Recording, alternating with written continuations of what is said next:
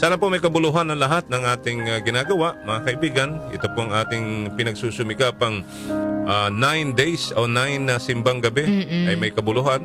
At sana po isa puso natin kung ano man po yung mga itinuturo po sa atin sa simbahan. No? Okay? Anyway, for today sa ating Food for the Soul and Food for the Spirit, kung pamimiliin ko po kayo about sa tatlong bagay, anong pipiliin po ninyo? Success, wealth, o love? Kung kayo ang pamimiliin po ngayong umaga sa ating Food for the Soul and Food for the Spirit, ano po ang pipiliin ninyo? Lalo na sa ganitong panahon ng buhay, partner. Medyo mahirap ang buhay ngayon, di ba? Is it love? Sabi nila, mabubuhay ka ba ng pag-ibig? Mabubusog ka ba ng pag-ibig? Success. Partner. Success. Pwede ka maging successful sa buhay. Pero hindi yung ikayayaman mo. Pero yung wealth, nandyan na yan, pera na yan. Di ba? Ibig sabihin, kayamanan yan. So kung kayo ho pamimiliin, mga kaibigan, anong una nyo pipiliin? Pag nilay-nilayan nyo yan. Kasi meron ho tayong storya na may isang babae po na sa isang village na lumabas ng bahay. Okay. Paglabas siya ng bahay, meron siya nakitang tatlong matanda na lalaki na mga matatanda na yung ordinaryong mga hindi nag-aahit. Diba? Na nakaupo lang ho sa isang bench. Natapat ho ng kanilang bahay. Siguro parang may playground, no? Natapat lang. So, hindi niya ho sila kilala. Diba?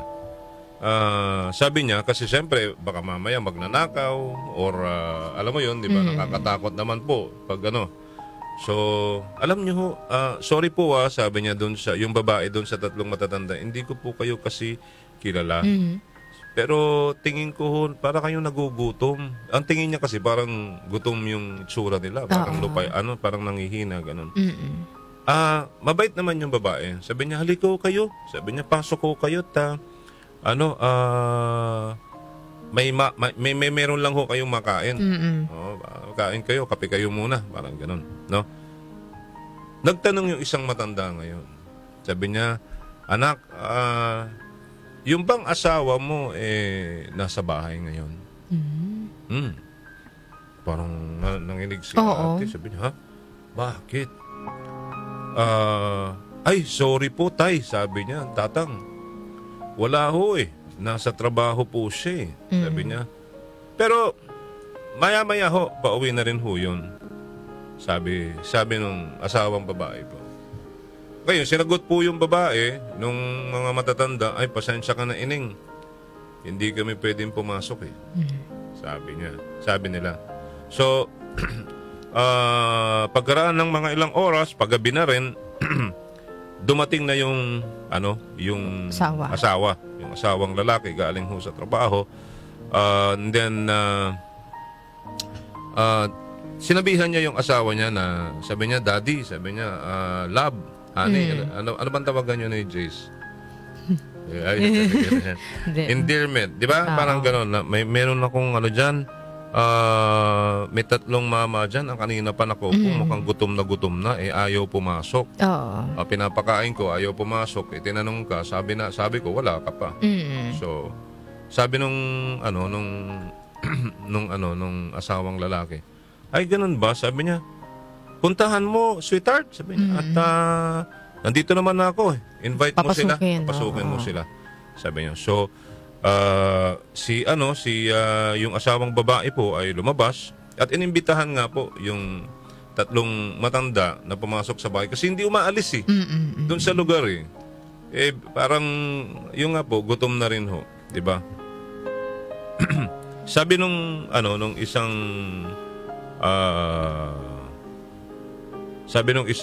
matanda, pasok kayo, sabi nung punta ko kayo sa bahay, sabi nung asawa. Sabi niya, no, we do not go into a house together. Parang gano'n. Okay, so, bakit? Nagtaka yung babae. Bakit po? Sabi ng babae.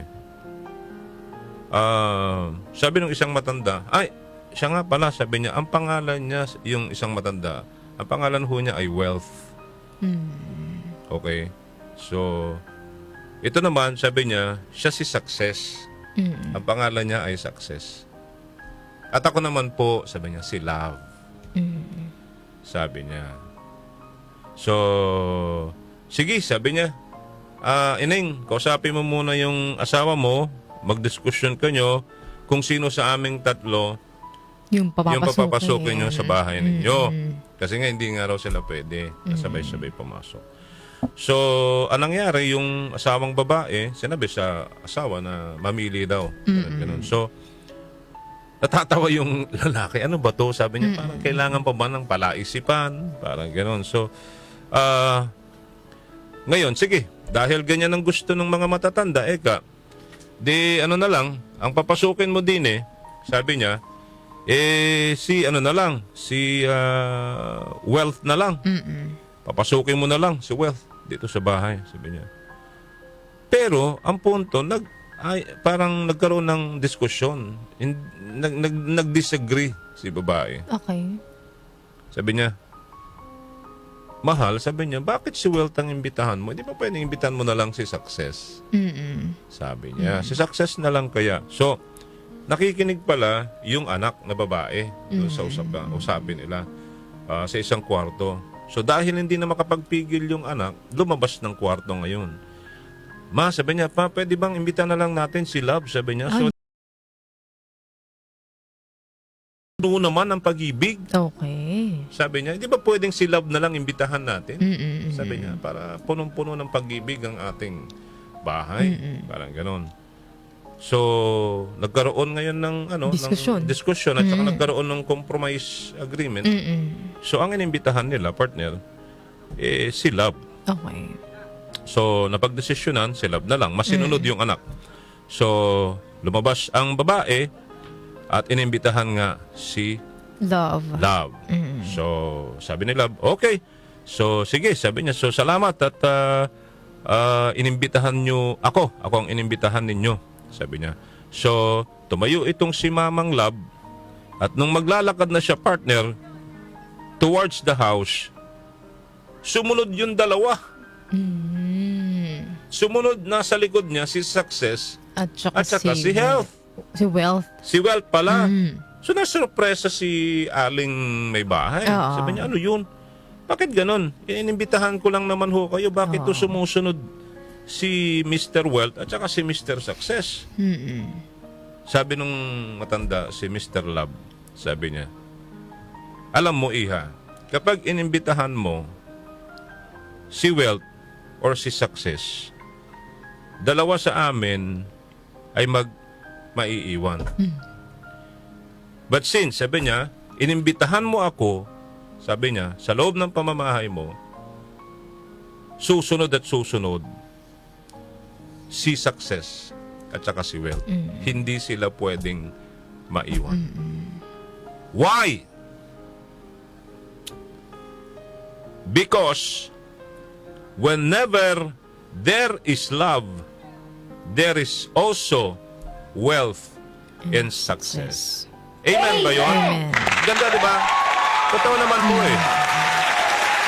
Kapag inimbitahan mo sa buhay mo, sa pamamahay mo, si love.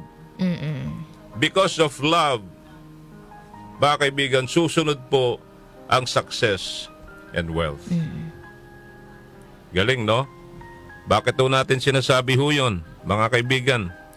Kasi ang sinasabi po sa isang statement, when love is present in someone's life, it can foster a sense of hope and the potential for prosperity, mga kaibigan.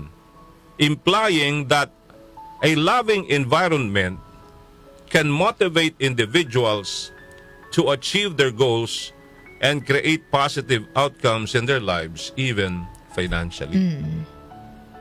Because love can provide emotional support system, partner, leading to a more optimistic outlook and belief in one's ability to overcome, mga kaibigan, to overcome challenges, which is crucial for achieving goals and building wealth. Love, mga kaibigan. At nakasulat din ho, mga kaibigan, sa aklat ng ating buhay. Sabi ho sa 1 John 4:16, we know how much God loves us, and we have put our trust in His love. God is love, and all who live in love, live in God, and God lives in them. Okay, ang daming ibig sabihin about love. At marami nagpapatunay na hindi po nagiging successful ang isang tao at hindi yung nagkakaroon ng kayamanan, wealth without love. Tama? Although may isang klaseng love. Yun yung love of money, love of material iba things. yun. Oo. Pero yung pala yun, partner. Kung ikaw ay may puso, mapagmahal ka sa kapwa mo, sa pamilya mo, sa taong nasa paligid mo, partner, maniniwala ka. Nakakapagbabago ka ng tao, hindi nawawala yan sa tao, at because of that, nagiging successful ka sa buhay. Oo. Why? Because nagiging positive ang lahat. A-attract mo yung success sa buhay And then mo. susunod sa success is So wealth. yung kabuhayan package mo naman. Yun ang sukli sa yun ng Panginoon. Amen? Amen. Di ba sinasabi natin lagi dito, di ba? Na yung pagmamahal mo, pag may pagmamahal ka, marunong kang makipagkapwa-tao, tumulong sa kapwa-tao. Motivated ka, partner. Yes, mapagbigay, di ba? Na walang sukli, mga kaibigan. Then later on, at the end of the day, nagpapautang po tayo sa Panginoong Diyos. Gusto mo ba i-bless yun? niya tayo. I-bless po niya tayo. Alright, so sana po may natutunan tayo sa umagang ito na papasukin po muna natin sa ating tahanan si love. At siguradong susunod po si success sa buhay natin. At susunod si wealth. Okay? Yung kayamanan darating po, mga kaibigan. Yung kabuhayan package po, darating yan. Punuin muna natin ang ating tahanan ng pagmamahal. Kasi ho, may mga tahanan na kunwari ho nagmamahalan, pero fake news pa. Mga halimaw pala yun. Diba? Kunwari di umano nagmamahalan sila. May mga, maniwala ho kayo. Meron isang tahanan dyan na hindi ho nag-uusap-usap ang mga tao. Why? Because of pride and ego, mga kaibigan. Nagpapataasan. Diba? Nagsisiraan. Imagine mo, nasa isang bubong, ha? Sa reunion pa lang ng magkakapamilya, meron bang love talaga doon? Tinanhunin nyo. Examine ourselves, mga kanyusik, ha? So, once again, for today, mga kaibigan, papasukin po natin sa ating tahanan si love, and then success and wealth will follow. In Jesus' name, amen. Palakpakan po natin ang Panginoong Diyos, mga kaibigan, sa biyaya muli ng buhay na binigay today sa ating lahat. Enjoy the rest of the day.